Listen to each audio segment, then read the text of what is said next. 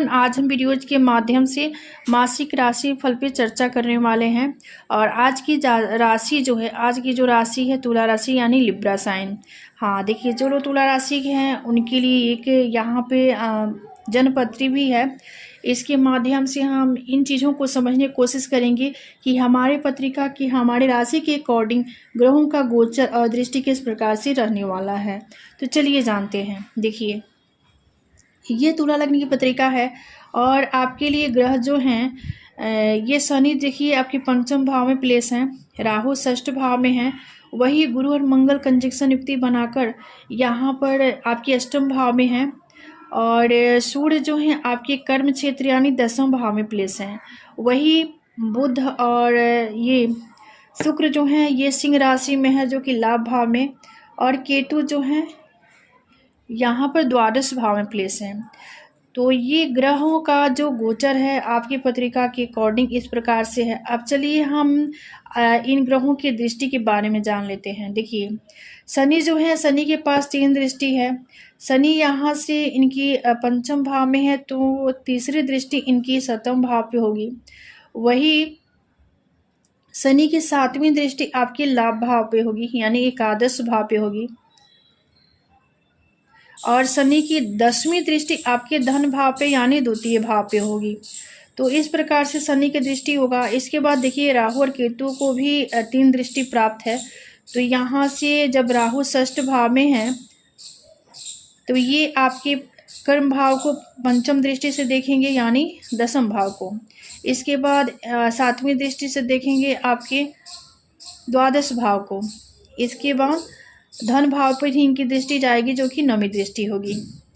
इसके बाद गुरु और मंगल एक साथ अष्टम भाव में हैं और दोनों ग्रहों की सामूहिक दृष्टि यहाँ पे द्वितीय भाव पे जाएगी। तो चलिए हम गुरु को दृष्टि के बारे में जानते हैं। गुरु यहाँ पे अष्टम भाव में है, तो यहाँ से आप इनकी पंचम दृष्टि द्वादश भाव पे होगी, वही 7वीं दृष्टि द्वितीय भाव पे होगी, और 9वीं दृष्टि आपके सुख भाव यानी चतुर्थ भाव पे होगी। और मंगल के पास भी 3 दृष्टि है, तो मंगल यहाँ से अष्टम भाव में है, तो ये एकादश भाव को देखेंगे चतुर्थ दृष्टि से। इसके बाद मंगल यहाँ से धन भाव को देखेंगे सप्तम दृष्टि से। इसके बाद मंगल की दृष्टि आपकी 3rd हाउस पे भी होगी जो कि 8वीं दृष्टि होगी। तो मंगल गुरु की कुछ दृष्टि इस प्रकार से आपकी पत्रिका में होगी। इसके बाद सूर्य देवता के पास एक ही दृष्टि है, तो सूर्य यहाँ से कर्म भाव में है, तो ये आपके चतुर्थ भाव यानी सुख भाव को देखेंगे। इसके बाद बुध और शुक्र जो हैं इनके पास भी एक ही दृष्टि है, तो ये आपके एकादश भाव में लाभ भाव में है। तो यहाँ से इनकी 7वीं दृष्टि आपके पंचम भाव, जहाँ पे जिस भाव से हम बुद्धि विद्या ज्ञान संतान के विचार करते हैं, यहाँ पे इनकी दोनों ग्रहों की सामूहिक दृष्टि पंचम भाव पे होगी। और केतु जो है द्वादश भाव में है, तो यहाँ से इनकी 5वीं दृष्टि आपके सुख भाव यानी चतुर्थ भाव पे होगी, वही 7वीं दृष्टि आपकी षष्ठ भाव पे होगी, और 9वीं दृष्टि आपके अष्टम भाव पे होगी। तो यहाँ पर जो लोग तुला राशि के हैं आपके लिए ग्रहों का जो गोचर है दृष्टि है इस प्रकार से रहने वाला है। अब चलिए इनके प्रभाव के बारे में जान लेते हैं। देखिए, तुला राशि वालों के लिए अगस्त का महीना काफ़ी महत्वपूर्ण रहने वाला है। रुके हुए सभी कार्य सुचारू रूप से पूरे होते हुए दिखाई देंगे।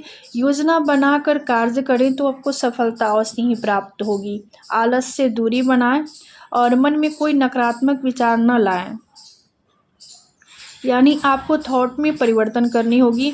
पारिवारिक जीवन उत्तम रहने वाला है, साथ ही परिवार के सभी सदस्य मिलकर कुछ नया कार्य करने का योजना भी बनाएंगे और आरंभ भी करेंगे। परिवार में खुशहाली रहेगी। विद्यार्थियों को इस माह कठिन परिश्रम करना पड़ेगा, तब आपको सफलता प्राप्त होगी। वही पत्रकारिता लेखन मीडिया की पढ़ाई करने वाले छात्र के लिए ये समय काफ़ी शुभ रहेगा। आपको शिक्षा में कई अवसर प्राप्त होंगे। कैरियर में आपको लाभ ही लाभ मिलेगा। हाँ, यहाँ पर आपको खान पान में परहेज रखना होगा, क्योंकि मंगल की दृष्टि आपके द्वितीय भाव पे होगी, क्योंकि यहाँ से खान पान का भी हम विचार करते हैं और जिह्वा का भी विचार की जाती है। तो आज का विषय समाप्त होता है। मिलते हैं अगली वीडियो में एक नए विषय वस्तु के साथ। तब तक के लिए धन्यवाद।